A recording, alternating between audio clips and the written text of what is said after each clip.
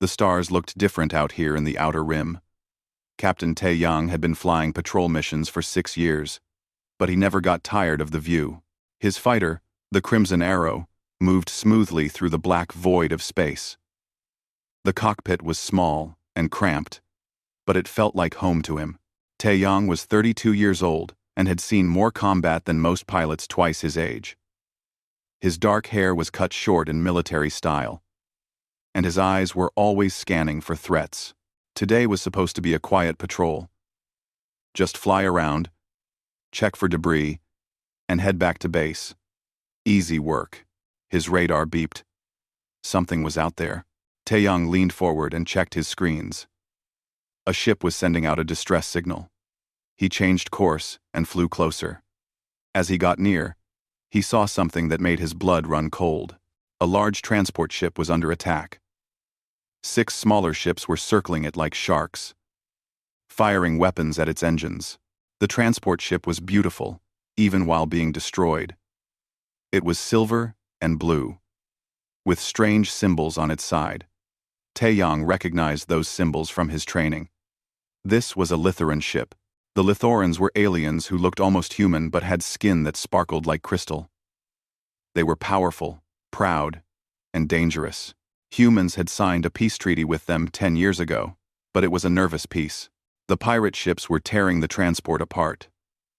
They weren't trying to destroy it completely. They were being careful. That meant they wanted to board it and take something valuable. Tae-young's orders were clear. Don't get involved in alien problems. Stay neutral. Mind your own business. But as he watched, one of the pirates fired at the transport's life support system. If that was hit, everyone inside would die in minutes. He made his decision in 2 seconds. Tae-young pushed his throttle forward and dove into the fight.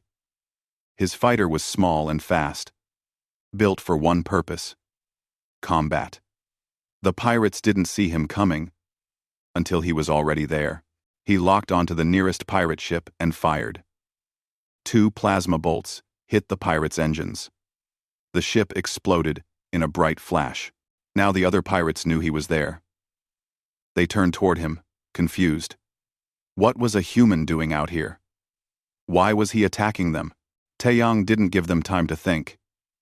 He flew into a nearby asteroid field, and the pirates followed. This was his kind of fight.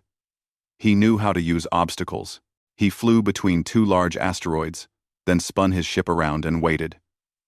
When a pirate ship came through, he fired. Another explosion. 2 down, 4 to go. The remaining pirates were angry now. They spread out and tried to surround him. But Tae-young had been flying since he was 18. He knew every trick. He cut his engines and let his ship drift, hiding behind an asteroid. The pirates flew past him. He restarted his engines and came up behind them. 3 quick shots disabled another pirate ship. 3 down, 3 to go. But now his ship was taking damage. The pirates had figured out his game. They were shooting at the asteroids, breaking them into smaller pieces that hit his hull. Warning lights flashed in his cockpit. His shields were at 40%. He flew back toward the transport ship. 2 of the remaining pirates followed him. The third one was still attacking the transport. Tae-young could see the transport's engines were dead. It couldn't run. It couldn't fight back. It was helpless. He made a risky move. He flew straight at the pirate attacking the transport, firing everything he had. The pirate's shields held, but the ship had to back off. The 2 pirates behind Tae-young were getting closer. He could see their weapons charging up. At the last second, he spun his ship in a tight circle. The pirates fired, but they hit each other instead of him. 1 pirate ship exploded. The other was badly damaged and started drifting. 1 pirate left, but this one was smart. Instead of fighting Tae-young, the pirate turned toward the transport. It was a suicide run. The pirate was going to ram the transport and destroy it completely. Tae-young pushed his engines to maximum power. He flew faster than he ever had before. Faster than was safe. His ship's computer was screaming warnings at him. He ignored them all. He reached the transport just as the pirate was about to hit it. Tae-young put his ship between them. The pirate crashed into the Crimson Arrow instead. The impact threw Tae-young forward against his straps. His head hit the side of the cockpit. Pain exploded behind his eyes. Alarms were ringing everywhere. But the transport was safe. The pirate ship was destroyed in the collision. Tae-young's fighter was badly damaged but still flying. Barely. His engines were failing. His weapons were offline. His shields were gone. But he was alive, and so was everyone on the transport. His radio crackled to life. A voice spoke in his language, but with a strange accent. It was a woman's voice, clear and strong despite the fear underneath. Human pilot. You have saved the life of Princess Hana, daughter of Queen Nari, of the Lithuanian Empire. We request immediate escort to the nearest safe harbor. Tae-young's hands froze on the controls. Princess? He had just saved a Lithuanian princess? The daughter of Queen Nari? The most powerful alien leader in this part of space? He looked at his damaged ship. He looked at the crippled transport. Then, he looked at the empty space where 6 pirate ships had been. This is Captain Tae-young of the Terran Defense Force, he said into his radio. I can get you to Arcturus Station. It's a human mining colony, 1 hour from here. Can your ship make it that far? There was a pause. Then the voice said, We will try. Thank you, Captain. You have our gratitude. Tae-young set a course for Arcturus Station and guided the damaged transport alongside his fighter. His head was still throbbing from the impact. His ship was making sounds it definitely shouldn't be making. And he had just broken about 15 different regulations by interfering in an alien conflict. But he had saved lives. That was what mattered. As they flew through space together, Tae-young wondered what he had just gotten himself into. He had saved a princess. That seemed like the kind of thing that would have consequences. Big consequences. He had no idea just how right he was. Arcturus Station appeared on the view screen like a metal flower floating in space. It was a mining colony, built around a large asteroid rich in rare metals. Tae-young had been there many times before. It was home to about 5,000 humans and had a small military garrison. Colonel Hyunwoo was waiting in the landing bay when Tae-young brought both ships in. The colonel was 50 years old, with gray hair and a permanent frown. He had been Tae-young's commanding officer for 3 years. Right now, that frown was deeper than usual. Explain, Hyunwoo said as soon as Tae-young climbed out of his fighter. Tae-young saluted. Sir, I responded to a distress call and engaged hostile forces that were attacking a civilian vessel, a Lithuanian civilian vessel. A Royal Lithuanian vessel, with the princess on board. Hyunwoo's voice was flat. Do you have any idea what you've done? I saved lives, sir.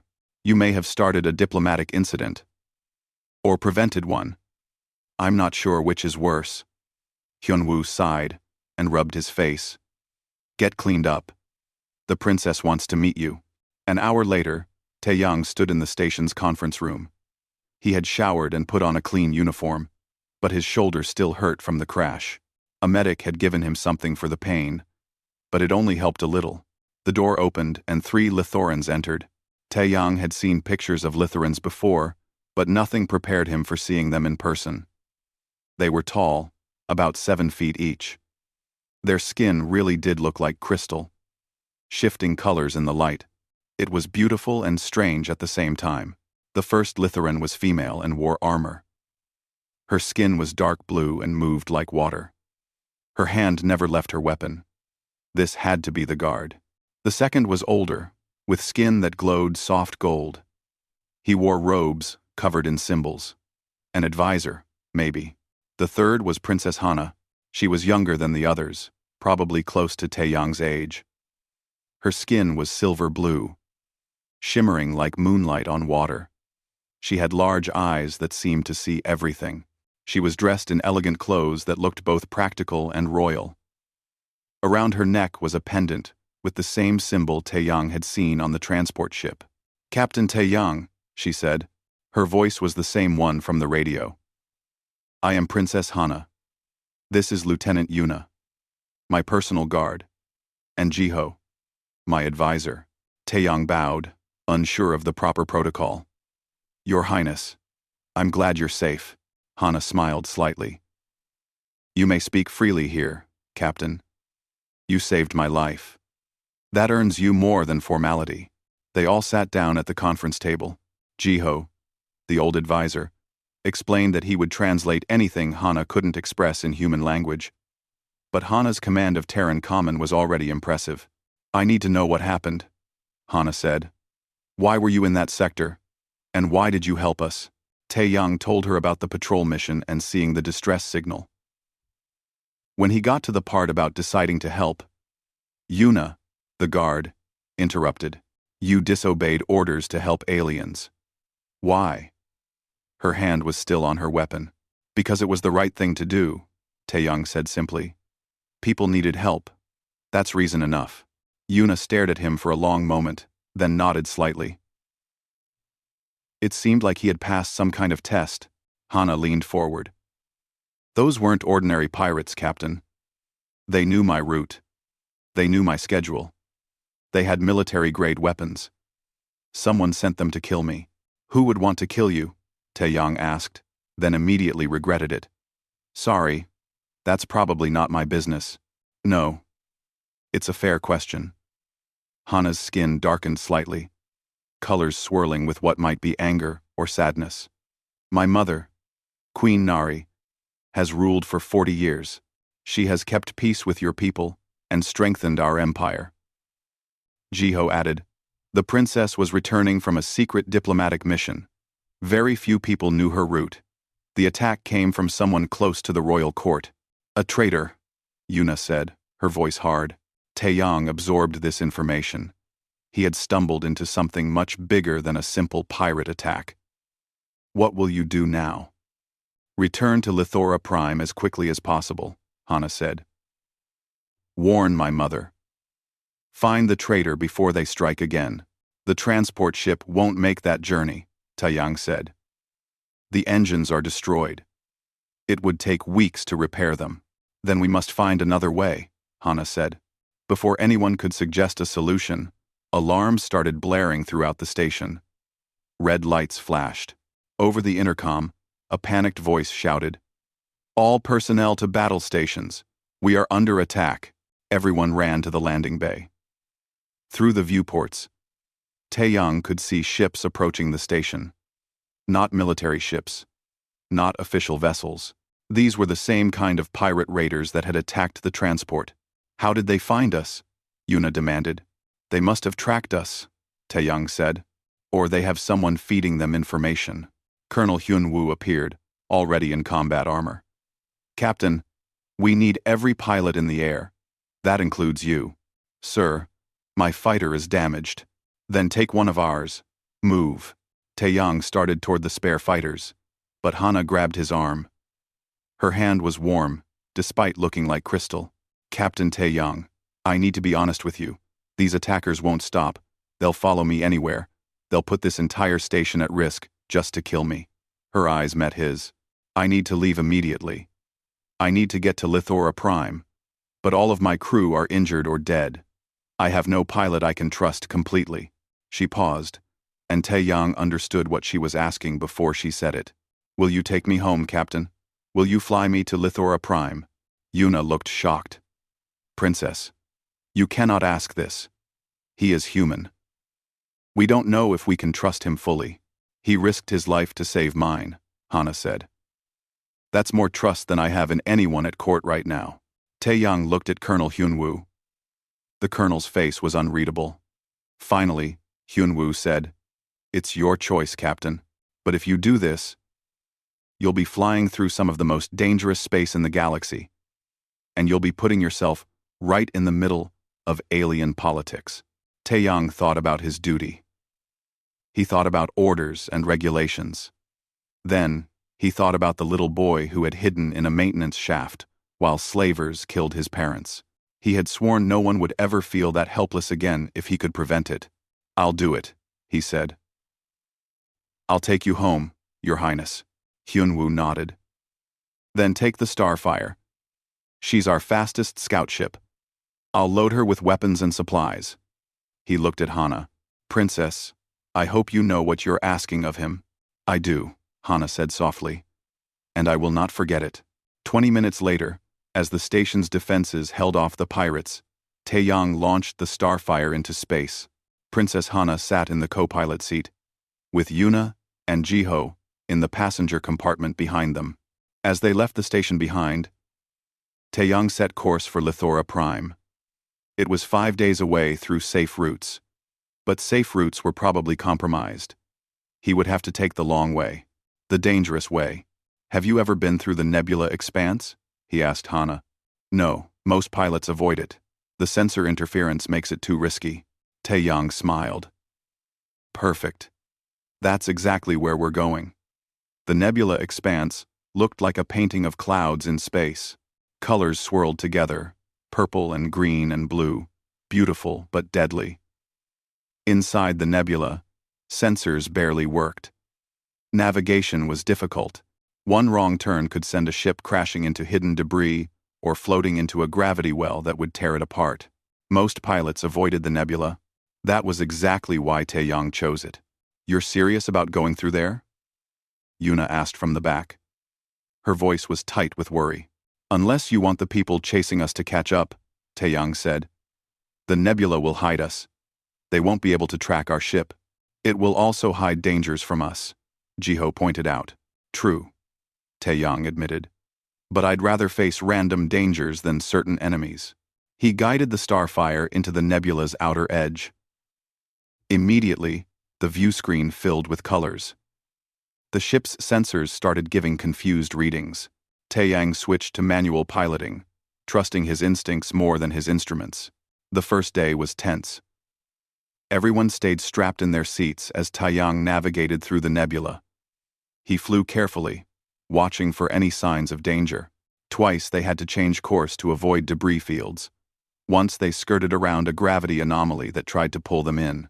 But they made progress, and no one followed them into the nebula. On the second day, things got easier. The crew started to relax. Yuna even admitted that Taeyang was not completely terrible at piloting. Coming from her, it was high praise. With the immediate danger past, they had time to talk. The Starfire was a small ship. The cockpit sat 2 people, and the rear compartment had bunks and supplies. There wasn't much privacy. They had no choice but to get to know each other. Hana spent most of her time in the co-pilot seat, watching Taeyang fly. She asked questions about everything.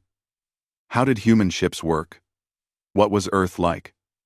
Why did Taeyang become a pilot?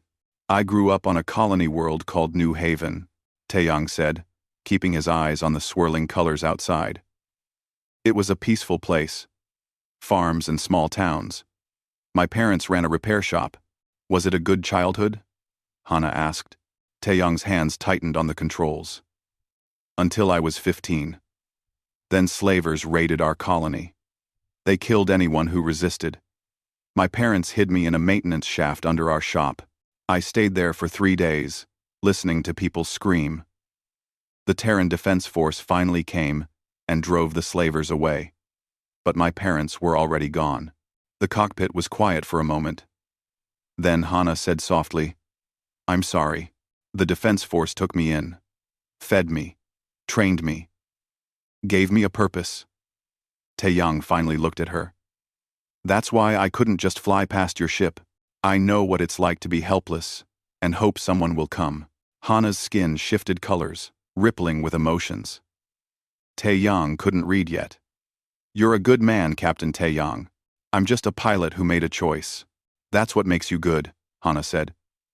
"You had a choice, and you chose to help." Over the next few days, Hana shared her own story. She had grown up in the royal palace on Lithora Prime. Surrounded by servants and guards and teachers, she had everything she could want except freedom. "I wanted to be a scientist," she said one night as they drifted through a calm section of the nebula. I studied biology, especially alien biology. I wanted to explore new worlds and discover new forms of life. But my mother is the queen. I'm the only heir. My duty is to the throne, not to my dreams. That sounds lonely, Taeyang said. It is. Hana looked out at the nebula. That's why I volunteered for the diplomatic mission. It was a chance to see something beyond palace walls. To do something that mattered. And now someone wants me dead for it. We'll get you home safely, Taeyang promised. And we'll find out who's behind the attacks. You keep saying we, Hana noted. You could drop me at the nearest Lithuran outpost and be done with this. Why are you staying involved? Taeyang thought about it. Because it's not finished yet. You're still in danger. I don't leave a job half done, Hana smiled. There's that goodness again. Even Yuna warmed up to Taeyang. On the third day, he had to navigate through a particularly dangerous section of the nebula. A gravity shear, where space itself was twisted and torn. Ships that went through shears usually came out in pieces, but Taeyang saw a path. It required flying through a gap barely wider than the ship, timing the passage perfectly as the shear fluctuated. One miscalculation would crush them. You can't be serious, Yuna said, looking at the route on the screen. I'm very serious, Taeyang said. Trust me. He flew the starfire at the shear. At the last second, when the shear's fluctuation created a brief opening, he punched the engines to full power. They shot through the gap so fast that everything blurred. For 3 seconds, they were inside the shear, feeling the ship groan as gravity tried to pull it apart in different directions. Then they were through. Safe on the other side. Yuna was silent for a moment. Then she said, I have trained with the best Lithuran pilots. None of them would attempt that maneuver. You're either brilliant or insane. Can't I be both? Taeyang asked with a grin. After that, Yuna actually smiled at him sometimes. It was progress. On the morning of the 4th day, Jiho received a transmission. It was encrypted with codes that only the royal family knew. He decoded it carefully, while everyone gathered around. The message was from someone named Minho, the chief of the Queen's intelligence service. Taeyang saw Hana's face go pale as she read it. What is it? It's worse than we thought, Hana said quietly. She showed him the message. The person trying to kill me isn't just a traitor. It's General Do-hyun, the Minister of Defense. He's one of my mother's oldest friends. He's been like family. The message included proof. Communications between Do-hyun and the pirate groups. Transfer of military weapons. Payments made through hidden accounts. Do-hyun had been planning this for months, but it got worse. According to Minho's intelligence, Do-hyun was planning a coup. He wanted to kill Queen Nari and take control of the Lithuran Empire. He believed the peace with humans made the empire weak. He wanted to restart the war. He's going to blame your death on humans, Jiho said.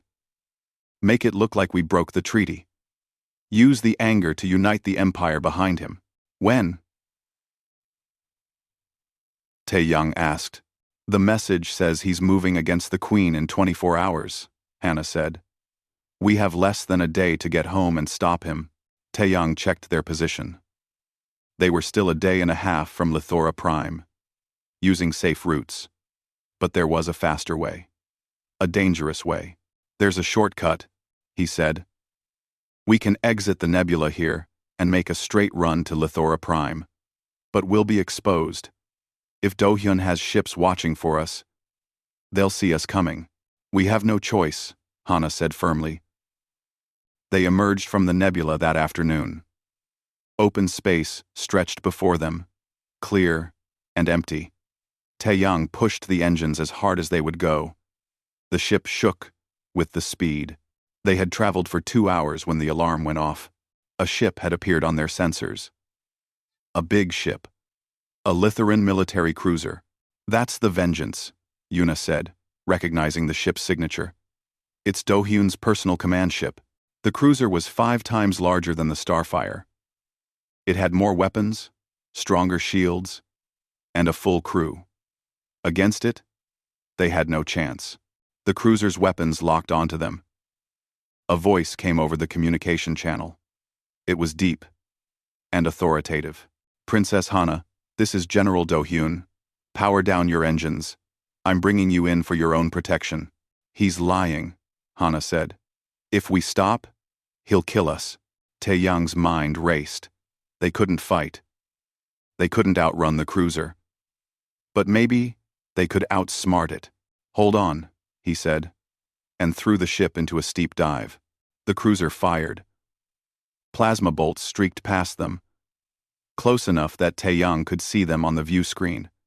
He flew in a crazy pattern, zigzagging and spinning, making them a difficult target.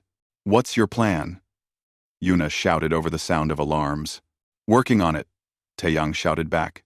The cruiser was faster than it looked. It kept up with them, kept firing. A bolt hit their shields. Then another. The shields were at 60%, 50%, 40%. They needed a miracle. And then, Taeyang saw it. A small moon nearby, with a dense atmosphere. Perfect. He dove toward the moon, the cruiser right behind them. The Starfire hit the moon's atmosphere hard. The ship shook violently as air resistance grabbed it. Behind them, the cruiser followed, still firing. Plasma bolts lit up the sky around them. Taeyang had one advantage. The Starfire was smaller and more agile. He used it. He flew low over the moon's surface, weaving between mountains and through valleys. The cruiser was too big to follow the same path. It had to fly higher, giving Taeyang precious seconds. "There," he said, pointing at a canyon. "I'm going to lead them in there." "That's suicide," Yuna said. "So is letting them catch us." He dove into the canyon. The walls were close on both sides. Too close. The cruiser couldn't follow. But it didn't need to. It fired into the canyon, trying to collapse it and bury them. Rocks fell from the walls. Taeyang flew faster, dodging debris. His heart pounded. One mistake, and they would crash. But he didn't make mistakes. Not today. At the end of the canyon was a cave system. Dark tunnels that went deep into the moon. Taeyang flew into them without hesitation. The cruiser stopped at the entrance. Too large to enter. They were safe. For now, Taeyang found a large cavern deep in the tunnel system and landed the ship. Everyone sat in silence for a moment, breathing hard, not quite believing they were alive. "That," Yuna finally said, "was the most reckless, dangerous, and incredible flying I have ever seen." "Thank you," Taeyang said. "I think." They checked the ship. The damage was bad. The shields were gone completely. The hull had cracks in 3 places. One engine was failing. They had enough power to fly for maybe 2 more hours, not enough to reach Lithora Prime. "We need repairs," Jiho said. "We need time," Hana added. "Time we don't have." While Taeyang and Yuna worked on emergency repairs, Jiho's communication console beeped. Another encrypted message from Minho. This one was marked urgent. Hana read it first. As she did, Taeyang watched her skin shift through colors he had never seen. Shock, anger, betrayal, pain. "What is it?" he asked gently. She handed him the message. It contained more evidence against General Do-hyun. Secret recordings of his meetings. Plans for the coup. Lists of conspirators. But it also contained something worse. The full scope of his plan. Do-hyun wasn't just going to kill the queen. He was going to stage a massive attack on human colonies and make it look like the Lithoran military did it under royal orders. Then he would assassinate Hana and claim humans killed her in revenge. Both sides would go to war. In the chaos, he would seize power, presenting himself as the only strong leader who could protect the empire. Millions would die, maybe billions. "He taught me strategy when I was a child," Hana said quietly. He told me stories before bed. When I scraped my knee learning to ride a speeder, he bandaged it himself. Her voice cracked. He was like an uncle to me. How could he do this? Taeyang wanted to comfort her, but he didn't know how. His own pain from losing his parents was still a raw wound, even after 17 years. What could he say that wouldn't sound empty? Instead, he just sat beside her in the cockpit. Sometimes presence was better than words. After a long silence, Hana spoke again. Minho's message includes coordinates for a secret entrance to the royal palace. It's an old emergency tunnel that only the royal family and a few guards know about. If we can reach Lithora Prime, we can sneak into the palace and warn my mother. The ship won't make it to Lithora Prime, Yuna said. Not in this condition. Then we repair it enough to fly, Taeyang said. What choice do we have? They worked through the night. The moon had a thin atmosphere, but it was breathable, so they could work outside the ship. Taeyang used spare parts and emergency sealant to patch the hull cracks. Yuna, surprisingly skilled with technology, got the failing engine working again. Jiho monitored for any sign of the cruiser. Hana helped where she could, but mostly she thought. Taeyang could see her mind working, planning, preparing for what came next. Around midnight, they took a break. Taeyang found Hana sitting on a rock outside the cave, looking up at the strange stars. The moon had 2 small moons of its own, both visible in the sky. Mind if I join you? He asked. She gestured to the rock beside her. They sat in comfortable silence for a while. Are you scared? Hana finally asked. Terrified. Taeyang admitted. We're about to fly into the heart of a coup. If we fail, millions die. If we succeed, we're still outnumbered and outgunned. The smart move would be to run far away. But you won't. No, I won't. He looked at her. In the moonlight, her crystal skin seemed to glow. Are you scared? Yes. Not of dying, though. I'm scared of failing my people. I'm scared that I'm not strong enough, smart enough, brave enough for what's coming. She paused. And I'm scared of seeing Do-hyun again. Of having to face someone I loved, who betrayed everything. You're stronger than you think, Taeyang said. You've survived 2 assassination attempts.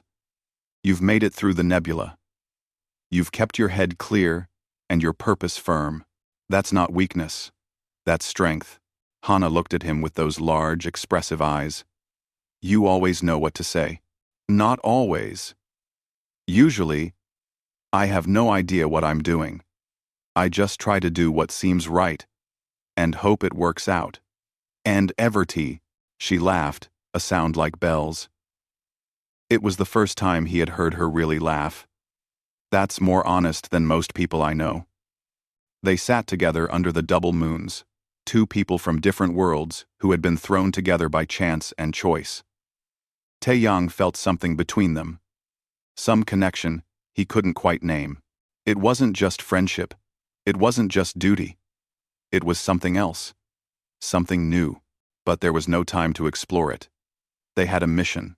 By dawn, the ship was as repaired as it could be. It wouldn't win any prizes, but it would fly. That was enough. They took off from the moon carefully, watching for the cruiser. It was gone, probably searching other areas. They had a clear path to Lithora Prime. Taeyang pushed the engines as hard as they would go. The ship groaned and complained, but it held together. Hours passed. They got closer and closer. Finally, Lithora Prime appeared on the view screen. The Lithoran homeworld was beautiful, covered in silver cities and blue oceans. From space, it looked peaceful. But Taeyang knew that appearances could lie. Using Minho's coordinates, he approached the planet from an unexpected angle. They bypassed the military stations and defense platforms. The secret entrance was in the northern polar region, hidden in a mountain range. They landed in a valley between 2 peaks. Snow covered everything. The entrance to the tunnel was disguised as a natural cave. From here we go on foot, Hana said. The tunnel leads directly to the palace catacombs. It's about 2 miles. They gathered weapons and supplies. Yuna gave Taeyang a Lithium plasma pistol. It's set to human hand size. Try not to shoot yourself. I'll do my best, Taeyang said. They entered the tunnel. It was dark and cold. Their breath made clouds in the air. Emergency lights flickered every 100 feet. Barely enough to see by. The tunnel had been carved centuries ago as an escape route. Now, they were using it to break in. At the end of the tunnel was a sealed door. Hana placed her hand on a panel beside it. The panel glowed, reading her genetic signature. The door opened with a grinding sound. They were in the palace catacombs, beneath the throne room. Above them, they could hear voices. Many voices. Shouting. The sounds of conflict. We're too late, Jiho said. The coup has started. No, Hana said firmly. We're exactly on time. Come on. They ran through the catacombs, following Hana's lead. She knew the palace like her own hand. They climbed stairs, went through passages, always moving upward. Finally, they reached a hidden door behind the throne room. Through cracks in the door, they could see what was happening. General Do-hyun stood in the center of the throne room, surrounded by soldiers loyal to him. Queen Nari was on her knees, hands bound. Around the room, members of the royal council watched in fear or approval. Do-hyun was speaking, his voice ringing through the chamber. The queen has failed us. She has made us weak. She has befriended humans while our empire crumbles. I call for her immediate removal. Unpaid. This is treason, the queen said. Her voice was strong despite her position. This is salvation, Do-hyun replied. He raised his weapon, pointing it at the queen's head. Any last words? That was when Hana kicked open the hidden door. Everyone in the throne room turned toward the sound. Princess Hana stepped through the hidden door, followed by Yuna, Jiho, and Taeyang. Her presence sent shockwaves through the assembled crowd. Hello, uncle, Hana said to Do-hyun. Her voice was ice. Surprised to see me alive? Do-hyun's face went through several emotions in rapid succession. Shock, anger, and finally, calculation. Princess, thank the stars you're safe. I've been trying to rescue you. Liar, Hana said. She pulled out a small device and threw it into the center of the room. It projected a hologram that everyone could see. Recordings of Do-hyun's conversations with the pirates, his payments, his plans, everything. The evidence played for all to see. Do-hyun's conspiracy was revealed in his own words. Members of the royal council gasped. Even some of Do-hyun's own soldiers looked uncertain. This is fake, Do-hyun said quickly. The humans created this. They want to divide us. They want us weak. He pointed at Taeyang. They even sent an assassin with the princess, a human in the palace. This proves their treachery. Captain Taeyang saved my life, Hana said loudly. Twice. He has more honor than you ever had. But Do-hyun wasn't done. He had planned too long to give up now. He signaled his soldiers. Arrest them all. The princess is clearly under human mind control. We will free her and expose the truth. The soldiers loyal to Do-hyun moved forward. But then other soldiers, loyal to the queen, drew their weapons. The throne room divided into two sides. You don't have to do this, Queen Nari said to Do-hyun. Her voice was sad, not angry. Peace? Do-hyun laughed bitterly. Peace makes us weak. Our ancestors conquered 100 worlds. Now, we make treaties with humans? Creatures who barely understand space travel? You've dishonored everything our empire stands for. Our empire stands for honor and strength, yes, the queen said, but also wisdom. We don't need to conquer everyone to be strong. Then you don't deserve to rule. Do-hyun fired his weapon. Everything happened at once. Taeyang saw the shot and moved without thinking. He pushed Queen Nari aside and took the plasma bolt on his shoulder. Pain exploded through his body. He fell, gasping, The throne room erupted into chaos. Soldiers fought soldiers. Yuna engaged 3 of Do-hyun's guards at once, her movements too fast to follow. Jiho grabbed the queen and pulled her to safety behind the throne. Hana ran to Taeyang. No, no, no. Stay with me, Captain. I'm okay, Taeyang managed, though his shoulder felt like it was on fire. Stop, Do-hyun. Hana looked up. Do-hyun was trying to escape through a side door. She grabbed Taeyang's fallen weapon and ran after him. Taeyang tried to follow but couldn't move. His vision blurred. He heard fighting all around him but couldn't help. Everything felt far away. Then Yuna was there, applying pressure to his wound. Human bodies are so fragile, she muttered, but her hands were gentle. In the distance, Taeyang heard Hana shout, then a loud blast, then silence. Minutes passed. Or maybe hours. Taeyang couldn't tell. Finally, the fighting stopped. The throne room went quiet.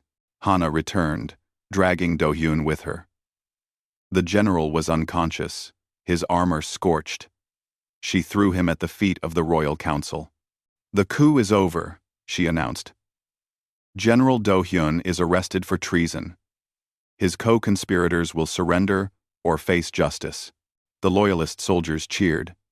The coup soldiers dropped their weapons. Just like that, it was done. Queen Nari approached her daughter. For a moment, they just looked at each other. Then Hana fell into her mother's arms and cried. All the fear and stress of the past days came out at once. You're safe. The queen whispered. You're home. You're safe. Taeyang watched this reunion and smiled, despite the pain. Everything had worked out. Mission accomplished. Then everything went black. He woke in a bed softer than anything he had ever felt. The room around him was beautiful, with walls that seemed to glow softly. For a moment, he didn't know where he was. Then he remembered. The palace, the fight, getting shot. He tried to sit up and was surprised he could. His shoulder should have been useless. Instead, it felt completely fine. He pulled back the blanket and saw that his wound was gone. Not bandaged. Gone. The skin was perfect, without even a scar. Lithuanian medical technology, a voice said. Queen Nari stood in the doorway. We can heal injuries that would be permanent for humans. You've been asleep for 6 hours. Taeyang quickly stood and bowed. Your Majesty, please, sit. You saved my daughter's life. You saved mine. You stopped a coup and prevented a war. I think we can skip the formality. She sat in a chair across from him. How do you feel? Good. Confused. The queen smiled slightly. She looked like her daughter, but older, and with skin that held more colors, showing the wisdom of years. You're wondering why you're here and not in a regular medical bay. The thought crossed my mind. You're in the royal wing, Captain Taeyang. You're being given the same medical care as family. It seemed appropriate, given the circumstances. She paused. Tell me, what do you want as a reward? Wealth? Technology? A ship? Name it. Taeyang thought carefully. I want a stronger peace treaty between humans and Lithuanians. I want cultural exchange programs. I want our people to understand each other better. Because if Do-hyun could rise so high with his beliefs, that means others think like him. We need to change that. The queen stared at him. Then she laughed. A sound of genuine delight. Hana said you would ask for something like that. She knows you well, already. Is that a yes? It's a yes, and you have my personal commitment to make it happen. The queen stood. But there's something else. Come with me. Aft. End. She led him through hallways of impossible beauty. Other Lithuanians they passed, stopped, and bowed, not to the queen but to him. Word of what he had done had spread. They reached a large chamber filled with nobles and officials. Princess Hana was there, wearing formal robes. She smiled when she saw him. Captain Taeyang, the queen announced. You have performed a service beyond measure. In ancient times, our people had a tradition for such moments. It's called the Koresh, a bond of ultimate trust and honor. An old Lithuanian in ceremonial robes stepped forward. He explained the Koresh in a voice that echoed through the chamber. It was a bond that made the recipient essentially Lithuanian nobility. They would have rights and protections. They would be considered family to the royal house. But there was more. The Koresh had another aspect. It positioned the recipient as a potential consort to the royal family member they saved. If both parties agreed, after a traditional year of courtship, they could form a permanent bond. Taeyang felt his heart race. This was unexpected. This was huge. This changed everything. You don't have to accept, Hana said softly. She had approached while he was processing. The bond itself is an honor. The courtship part is optional. You saved my life, Taeyang. You gave me my future back. I'm not asking you to give up yours. But if I did accept, he said carefully, the courtship, I mean. What would that mean? It would mean we spend the next year getting to know each other better. No promises, no obligations. Just two people learning if they could build something together. She smiled slightly. I think we started that already. What if it doesn't work out? Then we remain friends and allies. The bond continues. The courtship ends.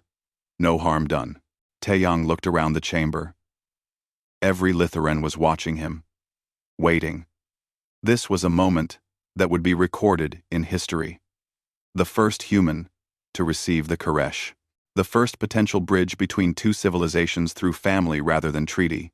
But more than that, he thought about the woman in front of him.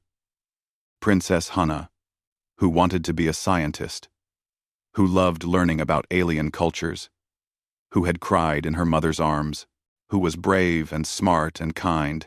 He thought about the connection he had felt on that moon, under the double stars. I accept, he said. All of it. The bond and the courtship. The chamber erupted in cheers. The ceremony that followed was elaborate and beautiful. Ancient words were spoken. Hana placed a crystal pendant around his neck, marking him as Koresh bonded. It felt warm against his skin. Later, they stood on a balcony overlooking the Lithuanian capital. The city stretched below them, silver towers reaching toward purple skies. And for the first time in the city's history, humans walked the streets alongside Lithuanians. News of the prevented war and the new peace had spread. People were celebrating. So, Hana said, leaning against the railing, how does it feel to accidentally become space royalty? Taeyang laughed. Surreal. A week ago, I was just a pilot doing routine patrols. Now I'm bonded to a princess and involved in diplomatic history. Do you regret it? He looked at her.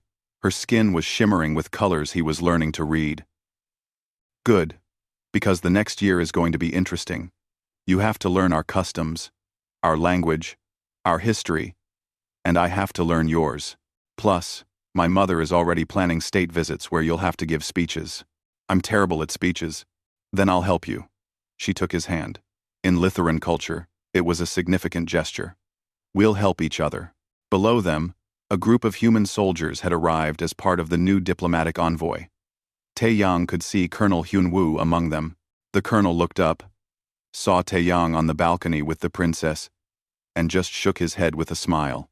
Your friends are going to give you so much trouble about this, Hana observed. Oh, definitely. I'm never going to hear the end of it.